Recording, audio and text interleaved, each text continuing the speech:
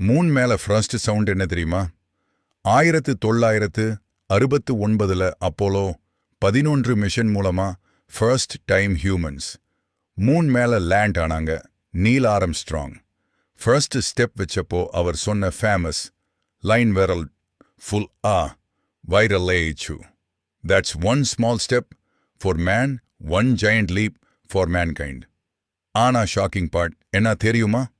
Actually மூன்ல sound travel ஆகாது. Reason, sound travel ஆகணும்னா ஏர் வேணும். ஆனா மூன்ல அட்மாஸ்பியர் ஆல்மோஸ்ட் இல்லை. அதனால நீங்க மூன் மேல நின்னு கத்துனா கூட பக்கத்துல இருக்கிற பர்சனுக்கு கேட்காது. ஆஸ்ட்ரோநாட்ஸ் எப்படி பேசுனாங்கன்னா ரேடியோ சிக்னல்ஸ் யூஸ் பண்ணுனாங்க. அதனால தான் மூன்ல ஹியூமன்ஸ் ஃபர்ஸ்ட் கேட்ட சவுண்டுன்னு பார்த்தா அது டைரக்ட் வாய்ஸ் இல்லை, ரேடியோ மூலமா டிரான்ஸ்மிட் ஆன சவுண்ட்.